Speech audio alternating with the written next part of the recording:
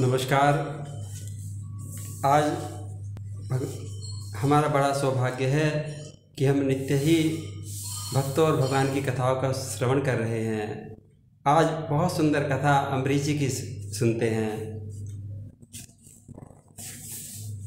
भक्त भक्ति भगवंत गुरु चतुर नाम वपु एक, इनके पद बंधन किए नाश ही विघन अनेक।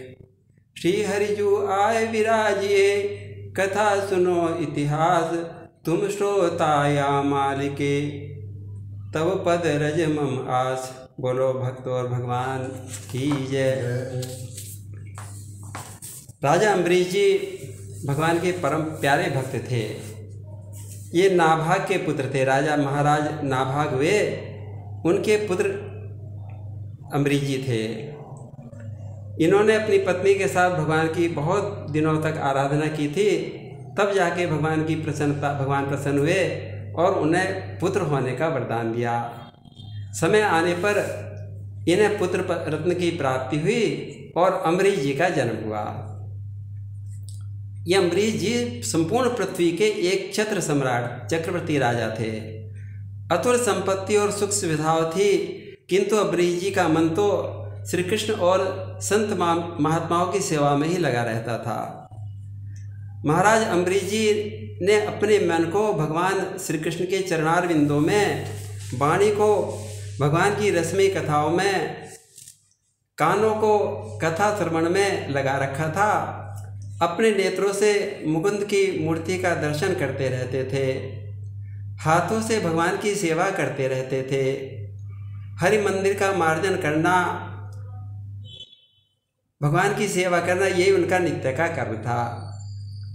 उनकी नासिका भगवत चरणों की चढ़ी तुलसी के दिव्य गंध से, जिह्वा भगवान के नैवेद्य प्रसाद में अनुरक्त रहती थी। अम्बरीश जी के पैर भगवान के तीर्थ क्षेत्रों की पैदल यात्रा में लगे रहते थे। सिर से श्री कृष्ण के चरणों की वंदना किया करते। अपनी सारी समस्त चित्तवृत्तियों को और इंद्रियों को, अपनी समस्त भोग सामग्रियों को भगवान की सेवा में समर्पित कर दिया था अम्बरीश जी ने। श्रवण निरत नित हरि की कथा के माही, माणी रही लागी हरि ही के गुण गान में। नैन माने चैन हरि संतन को दरस करी, लीन मन प्रभु पद कमल के ध्यान में। अम्बरीश जी का सारा ध्यान भगवान के चरण कमलों में ही लगा रहता था। सिर से नमत हरि हरि जन पद माही, पद परिभ्रमण सुतीरथ स्थान में। करते करत मार्जनादि कृत्य मंदिर के, नासिका पदार्थित तुलसी के रजघ्राण में। अम्बरीश जी की भक्ति अपार है, उसका वर्णन नहीं किया जा सकता। अम्बरीश जी भक्ति कोई बराबरी करना चाहे तो वह महामूर्ख है और वह पागल है। श्री प्रियादास जी भक्तमाल जी में कहते हैं कि अम्बरीश भक्त की जो रीस कोई करे और, बड़ी मति बोर क्यों जानी नहीं भाखिए। अरे अम्बरीश जी की तुलना कौन कर सकता है। इनकी तो संतों और महात्माओं के सभाओं में चर्चा होती रहती थी। एक बार क्या हुआ, एक बार संतों की समाज में नारद जी ने अम्बरीश जी की बहुत बड़ाई की। अब सभा में दुर्वासा ऋषि भी विराजमान थे। उस सभा में उन्हें बड़ा आश्चर्य हुआ। नारद जी ने हम ऋषि मुनियों को तो कोई चर्चा नहीं की, एक राजा की इतनी बड़ाई क्यों कर रहे हैं। दुर्वासा जी उठकर चले गए और जहाँ भी दुर्वासा जी जाते वहीं राजा अम्बरीश जी की प्रशंसा सुनने को मिलती रहती थी। अब दुर्वासा जी के मन में राजा की भक्ति को देखने की इच्छा जागृत हुई। कैसे कैसे राजा हैं जो संत समाज में इनकी इतनी बड़ाई हो रही है। फिर क्या था, दुर्वासा जी चल पड़े। एक बार महाराज अम्बरीश जी और उनकी पत्नी ने श्री कृष्ण की प्रसन्नता के लिए 1 वर्ष तक द्वादशी प्रधान एकादशी का व्रत रखा। व्रत की समाप्ति पर एकादशी को निर्जल व्रत करके सब रात्रि को जागरण किया। अम्बरीश जी ने भी और उनकी पत्नी ने भी। प्रातः द्वादशी को स्नान कर ब्राह्मणों को भोजन कराया। दक्षिणादि व्रत का पारण करने के लिए, भोजन करने के लिए बैठे ही थे अम्बरीश जी, तभी दुर्वासा जी आ गए। शाप और वरदान देने में समर्थ हैं दुर्वासा जी, बड़े प्रतापी, बड़े यशस्वी। दुर्वासा जी के साथ 10,000 शिष्य भी आए थे। राजा अम्बरीश ने उठकर महर्षि का यथोचित सत्कार किया, भोजन के लिए प्रार्थना की। दुर्वासा जी ने स्वीकृति दे दी कि हम भोजन आपके यहाँ कर लेंगे, और आवश्यक कृत्य करने के लिए यमुना जी के तट पर चले गए दुर्वासा जी। इधर क्या हुआ, अम्बरीश जी के सामने एक समस्या पैदा हो गई।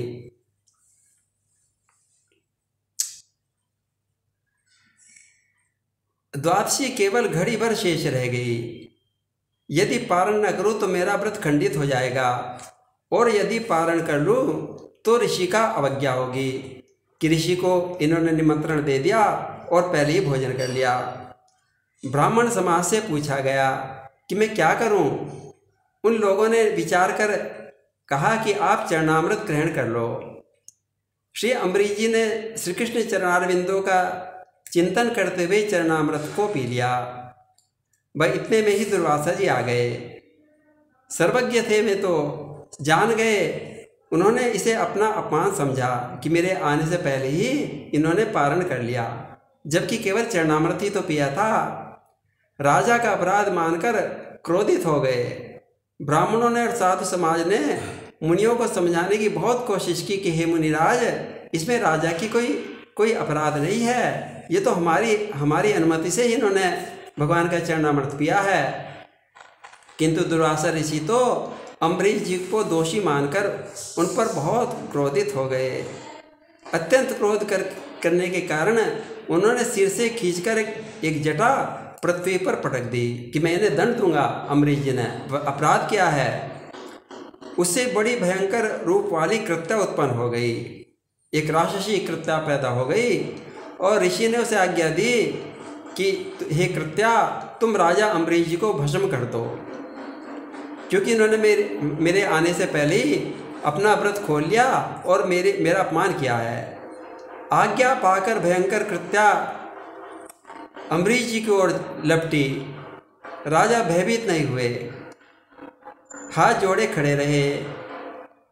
लई उपजाए काल कृत्या की ही विकराल रूप, भूप महाधीर रजो खड़ियो अभिलाषिये।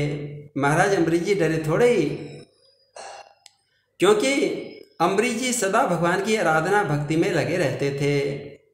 राज्य का शासन की व्यवस्था की भी परवाह नहीं करते थे। राजा की अनन्य भक्ति से प्रसन्न होकर भगवान ने अपना प्यारा सुदर्शन चक्र राजा की सुरक्षा के लिए नियुक्त कर रखा था।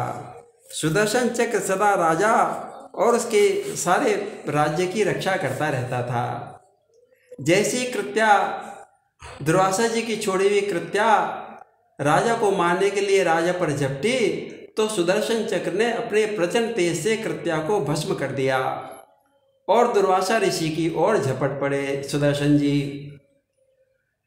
अब तो दुर्वासा जी कहने लगे कि ये क्या हुआ, मेरी कृत्या तो भस्म हो गई और उल्टे ये तो मुझे ही जलाने के लिए मेरी ओर आ रहे हैं। दुर्वासा जी चक्र सुदर्शन के भय से भागे।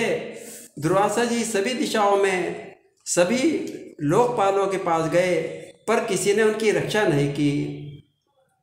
सुदर्शन जी के प्रचंड तेज के आगे किसी का वश नहीं चला। असह्य तेज बढ़ता ही जा रहा था। ऋषि को जलाकर तप्त किए जा रहा था। ऋषि जले जा रहे थे और भागे जा रहे थे। तब भागे भागे ऋषि दुर्वासा जी ब्रह्मा और शंकर जी के लोकों को गए और ब्रह्मा जी से बोले कि हे ब्रह्मा जी, हे शंकर जी, हाय हाय मेरी रक्षा करो। ये सुदर्शन ने जला रखा है मुझे, ये तो मुझे जलाकर राख कर देगा। मेरी रक्षा करो, मेरी रक्षा करो। दोनों देवेश्वर बोले कि हे ऋषिवर, तुम्हें तो बड़ी बुरी आदत पड़ गई है, तुम किसी से भी उलझ जाते हो। देखो, भगवान के भक्तों से उलझ गए। भगवान के भक्तों की महिमा तो आपने वेद पुराणों में सुन रखी है, फिर क्यों उलझ गए? भाज्यो दिशा दिव्य दिशा में सब लोग लोकपाल गयो, नयो तेज चक्र चून किए डारे है। ब्रह्मा शिव कही यह गही तुम टेक बुरी, दासन को भेद नहीं जानो वेद धारो है। तुमने भगवान के भक्तों का भेद इतना नहीं समझा क्या, जो किसी से भी उलझ पड़ते हो? तब ब्रह्मा जी और शंकर जी ने कहा कि हे ऋषिवर, ये तो विश्वेश्वर भगवान का महाअस्त्र है। उनके भक्त के अपराधी को और उनके महाअस्त्र से बचाने की हमें सामर्थ्य नहीं है। तुम उन्हीं भगवान श्री हरि की शरण में जाओ, मैं ही तुम्हारी रक्षा करेंगे। देख अति चक्र ऋषि भयो अति व्यग्र, चले भाज अति शीघ्र सुधि तन की विसार के।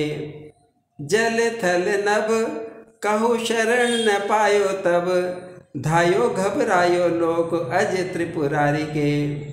ब्रह्मा और महेश होना दे सके अभय दान, हरिजन द्वेषी हरि ऋषि ही विचार के। किंतु बतलायो बस एक ही उपाय अब, जाइए शरण भक्त वत्सल मुरारी के। हे ऋषि दुर्वासा जी, अब तो उन्हीं के पास जाओ जिनका ये अस्त्र तुम्हारी पीछा कर रहा है। अब तो दुर्वासा जी वहाँ से निराश होकर ब्रह्मा जी और शंकर जी ने भी साफ साफ उनको मना कर दिया और उन्हें सलाह दे दी कि तुम उन्हीं अस्त्र के जो मालिक हैं, उन्हीं बैकुंठनाथ भगवान श्री हरि के पास जाओ। तो दुर्वासा जी बैकुंठ में पहुँचते हैं। भगवान श्री हरि को देखते ही बोले, हे प्रभु मेरी रक्षा करो, हे श्री हरि मेरी रक्षा करो, मुझे आपका ये सुदर्शन चक्र जला रहा है। दुर्वासा जी भगवान के गुणों की दुहाई देने लगे, प्रभु आप तो आरती हरण हैं, आप तो भक्तों की सारी दुख दूर कर देते हैं। वेदों ने तो आपको आर्त त्राण प्राणाय कहा है। देखो, गजेंद्र हाथी और उत्तरा ने आर्त होकर आपको पुकारा था और आप तुरंत उनकी रक्षा के लिए दौड़ पड़े थे। द्रौपदी ने आर्त वाणी सुनकर तो आप एक आवाज में ही दौड़ पड़े थे। आपका नाम, इसी से आपका नाम आपनार्ते प्रश्नो द्रौपदी मान रक्षका पड़ गया था। इसी प्रकार विभीषण ने आपको पुकारा और आपने उसकी रक्षा की थी। श्रवण सुजस सुनि आयहु, प्रभु भंजन भव भीर, त्राहि त्राहि आरति हरण, शरण सुखद रघुबीर। जब विभीषण जी ने आपको टेल लगाए थे तो आपने विभीषण जी की आरती, सारा दुख दूर कर दिया था। इस प्रकार दुर्वासा जी ने भगवान के एक गुण आरती हरण का उनको याद दिलवाया। जब दुर्वासा जी ने इस प्रकार कहा तो भगवान ने कोई उत्तर ही नहीं दिया उन्हें। दुर्वासा जी सोचने लगे भगवान तो कोई उत्तर ही नहीं दे रहे। तो दुर्वासा जी भगवान के दूसरे गुण की दुहाई देने लगे, प्रभु आप तो ब्रह्मण्य देव हैं, ब्राह्मणों को ही अपना देवता समझते हैं।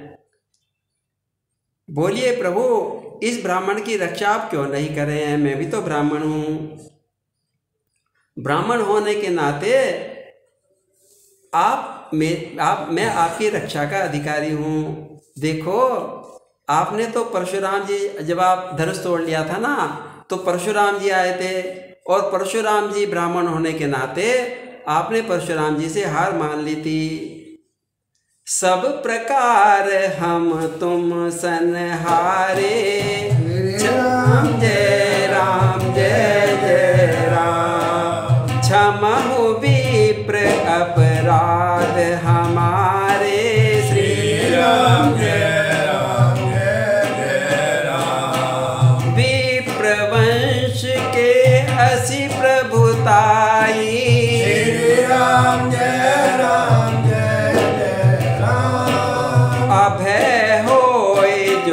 तुम ही डराई। श्री राम जय राम जय राम। दुर्वासा जी कहने लगे भगवान आपका वो डर कहाँ चला गया? परशुराम जी से तो आप कह रहे थे कि मैं तो विप्रों से बड़ा डरता हूँ, तो आपका डर कहाँ चला गया? जब इस प्रकार दूसरा उन्होंने ब्राह्मण रक्षा का दुहाई दी तो भी भगवान नहीं बोले। अब तो दुर्वासा जी तीसरी भगवान की जो तीसरा गुण है ना उसकी दुहाई देने लगे कि इस तीसरे गुण के कारण तो भगवान मेरी अवश्य रक्षा करेंगे। तो कहने लगे दुर्वासा जी कि प्रभु आप शरणागत रक्षक हैं और मैं आपकी शरण में आया हूँ, आप मेरी रक्षा करो। जो नर हो ही चराचर द्रोही, श्री राम जय राम जय राम। अति सभीत शरण तक मोही, श्री राम जय राम जय राम। सुनहु सखा निज कहु सुभाऊ, श्री राम जय राम।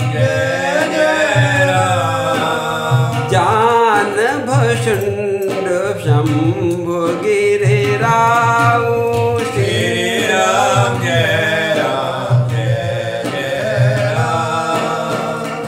अब दुर्वासा जी ने भगवान के आगे 3 प्रस्ताव रखे कि भगवान पहला तो आप आरती हरण हैं, दूसरा आप ब्राह्मणों के भक्त हैं और तीसरा आप शरणागत वत्सल हैं। और मैं आर्त भी हूँ और ब्राह्मण भी हूँ और आपकी शरण में भी आया हूँ। अब तो आपको मेरी रक्षा करनी ही पड़ेगी। बोलिए भक्त और भगवान की जय। अब दुर्वासा जी की रक्षा भगवान करते हैं, ये अगले प्रसंग में हम सुनेंगे। जय